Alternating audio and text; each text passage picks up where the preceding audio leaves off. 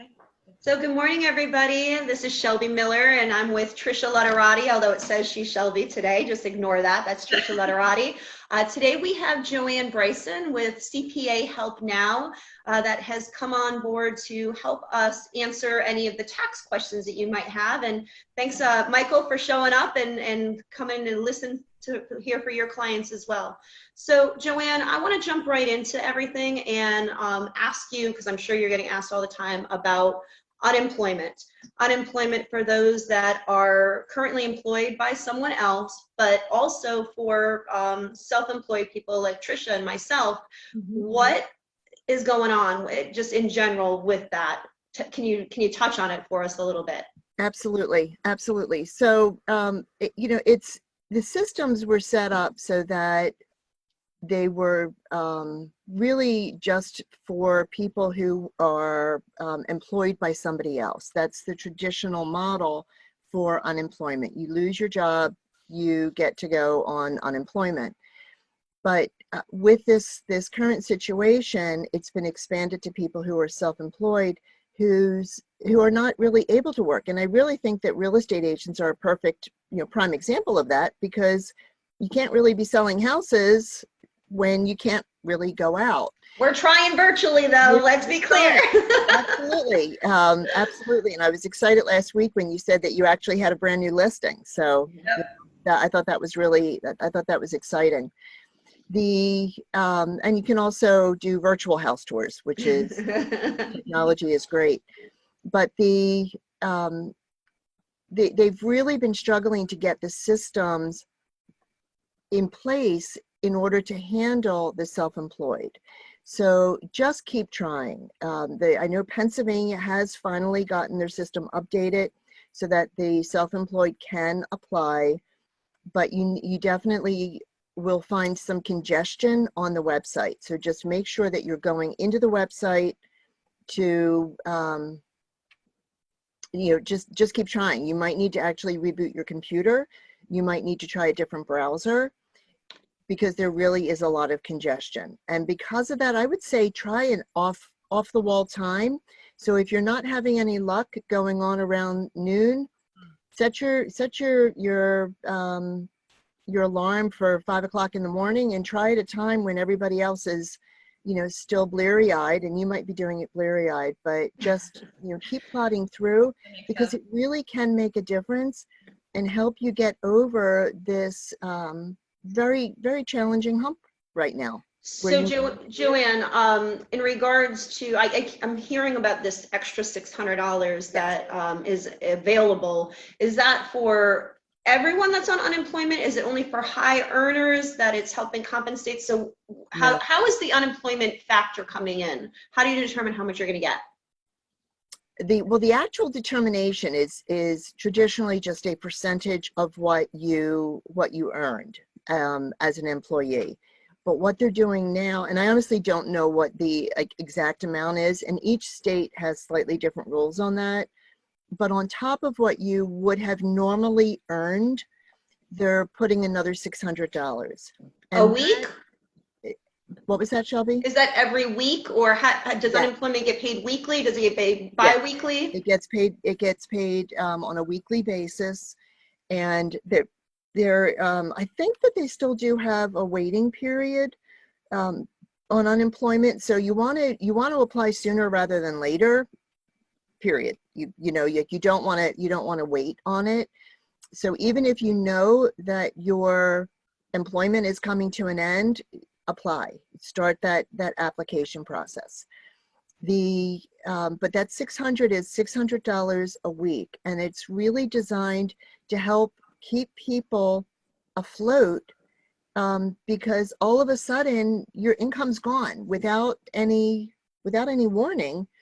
A lot of people completely lost their income, and it's not like they can go out looking for another job. So one of the other things that is different is that they are not requiring that you apply for jobs each week, which is one of the normal requirements to maintain unemployment, because they don't want people, going knocking on doors saying, "Are you hiring?" We're all supposed to be sitting at home. Okay, next question in regards to the unemployment. Do they hold the taxes for you, or can you get the whole sum and then you have to save the taxes, your tax money, because you have to pay taxes on the unemployment, Absolutely. correct? It's taxable for federal purposes. It is not taxable for Pennsylvania state purposes, nor is it taxable for the local earned income tax. So it's Okay. just on, just federal, taxable federally. And they will withhold, I believe it's at 10% if you request it. That's a big if you request it. So you want to make sure that if you're not accustomed to doing estimated tax payments, or if you're not really disciplined with putting money aside for things like taxes, that you have them withhold that 10% in federal tax. Trisha, I know that you had some questions you want to throw at Joanne? Yeah, so one of my main one is about the PPP, the Payroll Protection Plan. Yep. How is that working, and how is it different from unemployment? And Absolutely. what is payroll? What qualifies as payroll? Okay, so the Payroll Protection, it's actually Paycheck Protection Program loan, actually goes through a bank, not through unemployment. And it's designed to help businesses keep their employees connected with the company and earning a paycheck even during the shutdown. Okay. Or businesses that might be, they're still operating but with reduced revenue, to still keep their employees employed. Mm-hmm. The way that it works is you apply through your bank, and what counts towards payroll is not just your W-2 wages that you've paid to traditional employees, but also what you have paid to contractors. They are going to ask for copies of your W-2s and your 1099s. Okay. So if you haven't been filing your 1099s, this is a good time to just rejigger that, because those good tax practices always make sense. Mm-hmm. And in addition, you're guaranteed, if you're a partner, not just you're guaranteed, your net earnings from self-employment, which comes on your K-1, also counts towards wages. So that's really important. If you are in a partnership with someone else and you're making combined $75,000 a year, that counts as wages.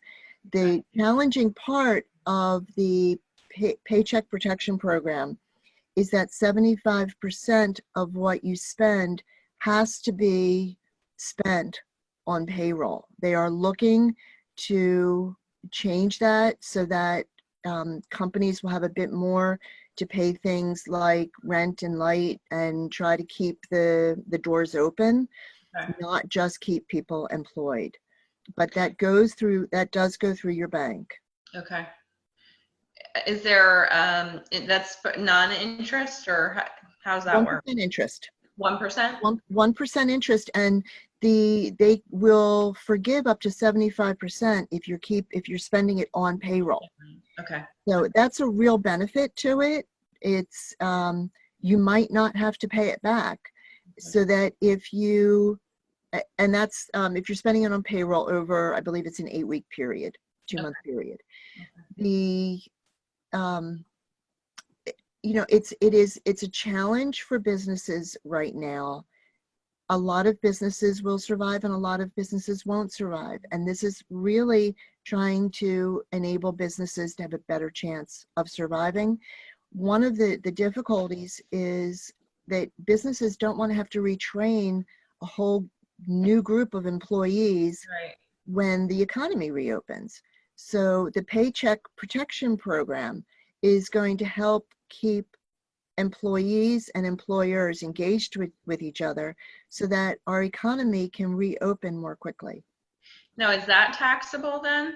Like, do you need? No, it is not. That's a really good question. It's a loan, and it is not taxable. So it really is a very solid benefit for small businesses. It's only available to businesses under 500 employees.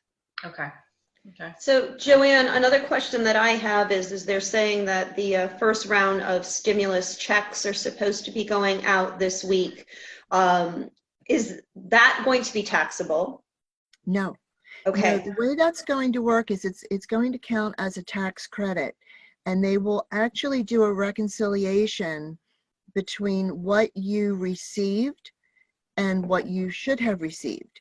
So let's say back in 2018 and 2019 or 2018 that you had huge income, that you had $400,000 of income, you had a blowout year, and you hadn't yet filed your 2019. They're going to base that payment to you on 2018's, in which case you're not going to receive a payment.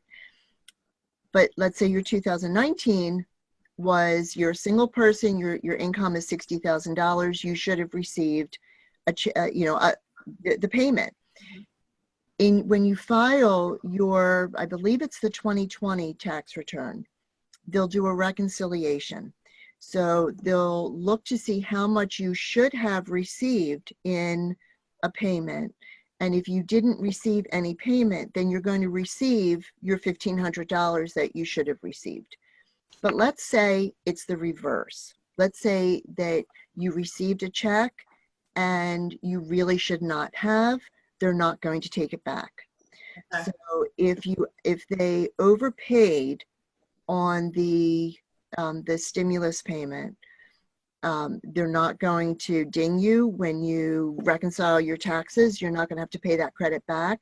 But if you did not get as much as you should have when you file your 2020 tax return in 2021, then you'll get the difference. So if somebody had a new baby in 2019 and they should have had an additional $500, and they had not yet filed their taxes and they just received the stimulus payment for themselves and their spouse, then when they file their 2020 tax returns, they'll receive that extra $500.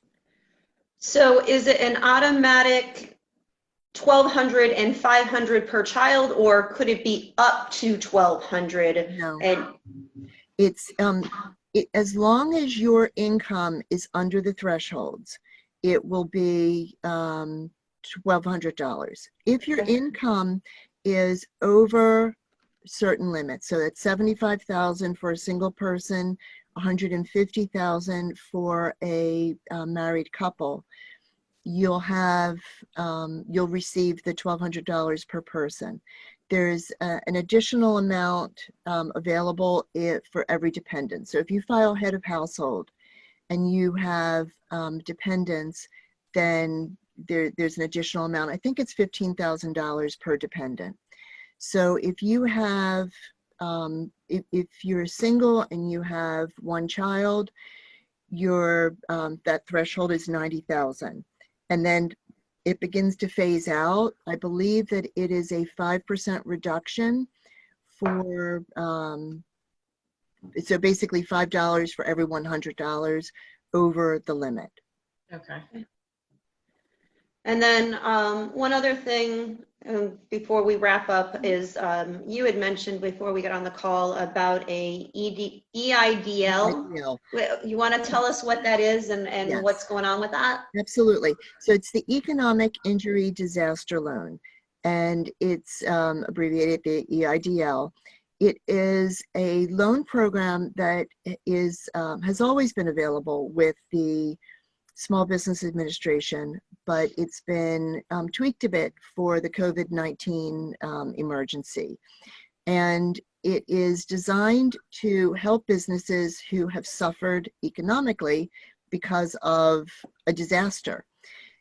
During the the coronavirus emergency, there is an advance of up to $10,000 on the EIDL program, and it's based on the number of employees that advance. So originally they weren't really talking about that being a criteria with it, but it would be $1,000 per employee, which can include contractors, up to $10,000. So for a small business that has 6 employees, they can get an advance of $6,000. In addition to that, though, there is additional money that is available under the EIDL loan program.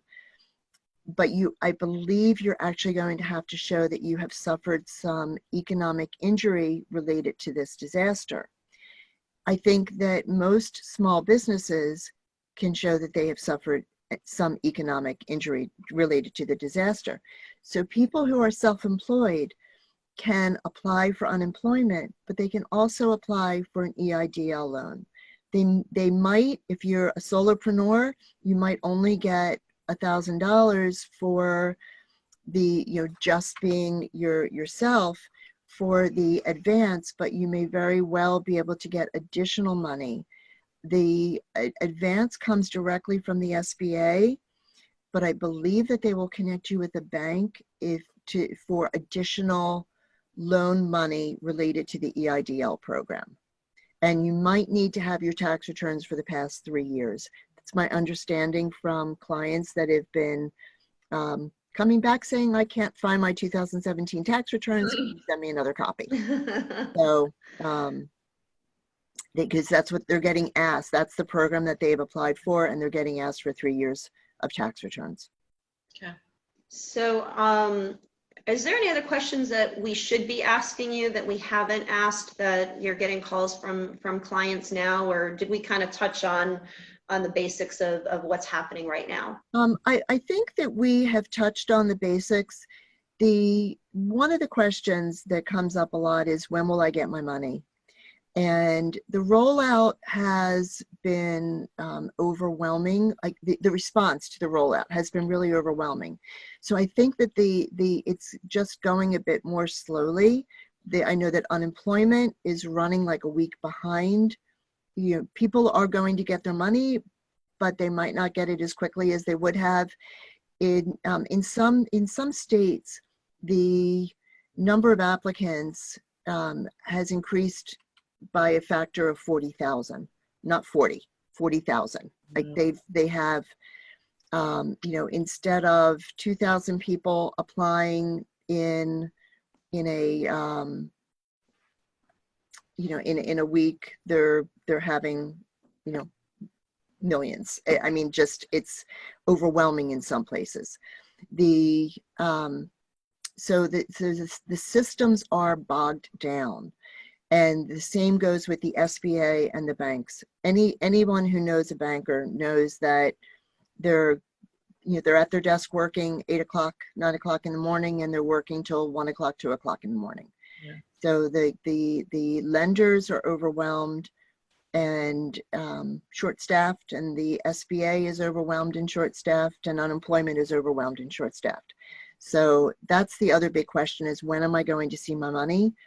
And it's going to be more slow coming in than what you would see in a period when it's not so crammed. All right. So thank you, Joanne. I'd like to, because this is a Zoom call and I don't have like editing and being able to pop your name and phone number and everything, can you share your contact information for anyone if they have any questions and want to call? Mm-hmm. Yep. My name is Joanne Bryson, and my number is 610-924-4520, and my email is joanne@cpahelpnow.com, and Joanne has an E on the end, Joanne. Great. Thank you, Joanne. Michael, thank you so much for popping in and giving us some questions ahead of time for this call, and we really appreciate you, Joanne, and we'll talk to you again on Thursday. If anyone missed this call and they want to hop on and ask you questions, Thursday at 1 o'clock. Have a great day, Shelby. Thank you, guys. Have a great day.